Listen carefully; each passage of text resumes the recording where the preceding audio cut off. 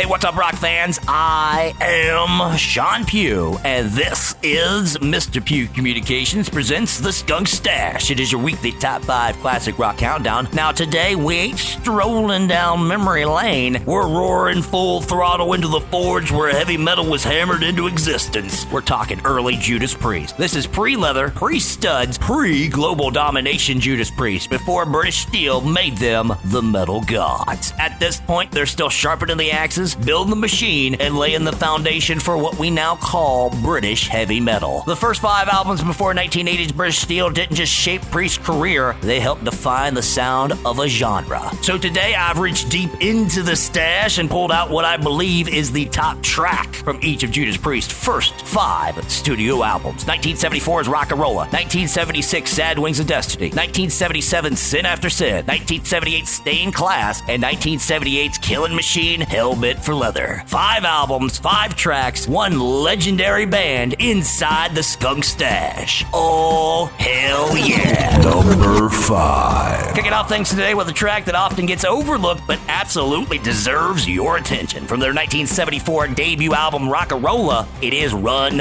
of the Mill. Now look, this ain't a radio hit, it's not a stadium shaker, but what it is 8.5 minutes of pure emotion. It's the sound of a band still trying to find themselves, but in the process, finding some magic. Halford gives you the full vocal journey here. 1 minute he's soft, almost whispering in your ear. The next he's letting it rip like the whole world's listening. Soft, haunting verses and soaring highs that hint at the powerhouse he'd soon become. Meanwhile, a.k.a. Downing and Glenn Tipton layer the guitar with feel, not flash. It's slow, moody, and it pulls you in. You can hear the early bones of what would become Judas Priest's signature sound, but here, it's still rough around the edges, and that's what makes it beautiful. This is the first original track a.k.a. Downing and bassist Ian Hill would write together. It's the longest on the album, but it never overstays its welcome. Number 4. Coming in at number 4 is a track where Judas Priest stopped playing around and fully stepped into their power. It's Victim of Changes from their 1976 Sad Wings of Destiny album. This one's a beast. It's heavy, it's bluesy, it's unpredictable. You don't just listen to this track, you go through it. It starts slow, bluesy, almost brooding, then morphs into a freight train of riffs, tempo shifts, and one of the most spine-tingling screams ever put on tape. That scream drew a line in the sand for every metal vocalist who came after. The guitar work between Tipton and Downing is locked in, weaving, bending, building. The whole song feels like a metal opera. Dramatic as hell, but never overcooked. This track has Frankenstein history to it. It's stitched together from 2 older songs, Whiskey Woman from the Al Atkins days and Red Light Lady, one of Halford's earliest contributions. 2 worlds of Judas Priest colliding and creating one of the most iconic tracks in the Priest catalog.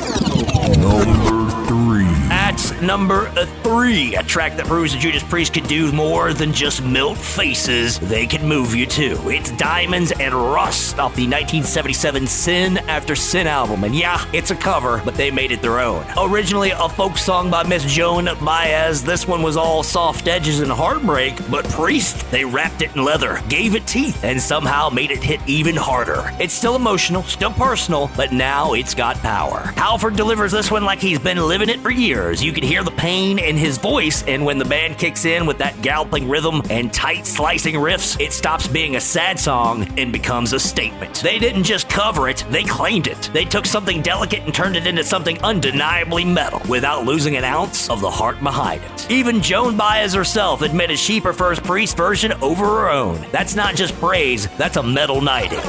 Number 2. At number 2, we've got a track that goes way deeper than riffs and screams. This one cuts straight to the soul. It's Beyond the Realms of Death off 1978's Stained Class album. One of the most emotional, important, and powerful songs in Priest's entire catalog. It starts off slow, then Halford comes in, not as a metal god, but as a man bearing his soul. The band crashes in and that quiet pain turns into a full-on roar of defiance. This is Priest doing something that most metal bands weren't even touching in 1978. Talking about mental health, depression, depression and isolation. Glenn Tipton's solo here lands heavy, like every note's been carried for miles. The whole track feels like a lifeline for anyone who's ever felt lost. Halford later said the song is ultimately about hope, a message to listeners that even in their darkest moments, they're not alone. Number 1. And taking the number 1 spot is the track where Judas Priest unleashed the beast. It's the Green Manalishi with the two-pronged crown, a Fleetwood Mac song, but what Priest did to it? Total transformation. They didn't just cover it, they hunted it down, tore it apart, and rebuilt it into something heavy. The intro comes in, then it hits you with one of the meanest, darkest grooves Priest ever laid down. Halford slithers through the verse, and by the time the guitar takes over, it's a full-on metal possession. At times, the whole track feels like it's alive and maybe not happy to see you. This is Dangerous Priest. Not polished, not predictable, just raw metal energy with teeth. This track wasn't even on the original UK release, only on the US version, the Hell Meant for Leather version, but fans latched onto it immediately and it became a live show staple. Not just a killer cover, a defining piece of Priest's legacy. And that is it for this week's journey inside the Skunk Stash. This week we dug out the top tracks from each of Judas Priest's first 5 albums. These songs weren't just stepping stones, they were cornerstones. They showed off the early fire, the ambition, and the raw power that would come to define the sound of metal for generations. And look, maybe you've got different picks. That's cool. Judas Priest has given us a library of riffs, screams, and emotions. Maybe your 5 aren't my 5. Love to hear what you think, so hit the comments, shout out your favorite, and let's celebrate the most metal band to ever walk the earth. And remember, rock wasn't built on authority, it was built on attitude, volume, and breaking the law. Until next time, rockers, I'm Sean Pugh, inside the Skunk Stash.